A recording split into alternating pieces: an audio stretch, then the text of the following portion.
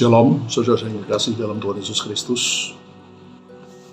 Firman Tuhan mengajarkan bahwa setiap manusia bertanggung jawab atas dirinya. Setiap orang harus bertanggung jawab atas perbuatannya sendiri. Kalau seorang ayah berbuat dosa, dia harus menanggung dosanya sendiri. Sebaliknya seorang anak berbuat dosa, dia harus menanggung dosanya sendiri, bukan orang tuanya. Seperti tertulis di dalam Yeskiel pasal 18 ayat ke-20 yang berbunyi demikian. Orang yang berbuat dosa itulah yang harus mati. Anak tidak akan turut menanggung kesalahan ayahnya, dan ayah tidak akan turut menanggung kesalahan anaknya. Orang benar akan menerima berkat kebenarannya, dan kefasikan orang fasik akan bertanggung jawab atasnya.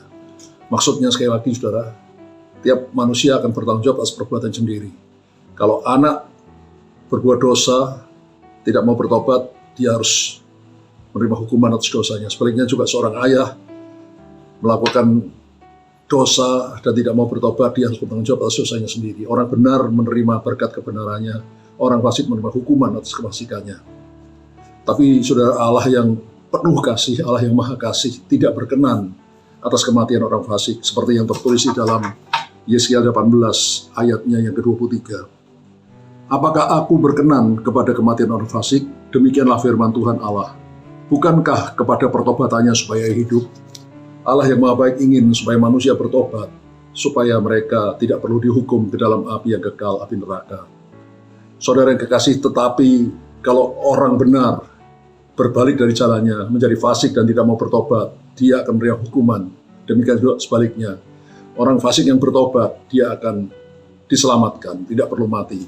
Seperti tertulis di dalam Yeskiel 18 ayat 26 dan sampai 28. Kalau orang benar berbalik dari kebenarannya dan melakukan kecurangan sehingga ia mati, ia harus mati karena kecurangan yang dilakukannya. Sebaliknya kalau orang fasik bertobat dari kefasikan yang dilakukannya dan ia melakukan keadilan dan kebenaran, dia akan menyelamatkan nyawanya. Ia insaf dan bertobat dari segala durhaka yang dibuatnya. Ia pasti hidup, ia tidak akan mati. Jadi saya lagi saudara, setiap manusia harus bertanggung jawab atas perbuatannya sendiri. Tapi puji Tuhan, Allah yang maha baik memberikan jalan keluar bagi manusia yang berdosa. Di dalam perjanjian lama, kalau bangsa Israel berdosa, maka mereka bisa datang pada imam mempersembahkan hewan korban untuk pengampunan dosanya.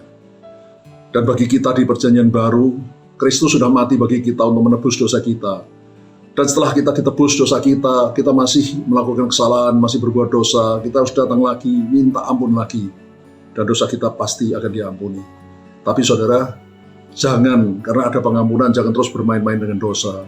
Karena suatu ketika, kita bisa mati dalam dosa kita tanpa sempat minta ampun, tanpa sempat bertobat. Karena itu pastikan kita hidup benar di hadapan Tuhan, sehingga kapanpun kita meninggal dunia, surga yang kekal menanti kita. Haleluya. Amin.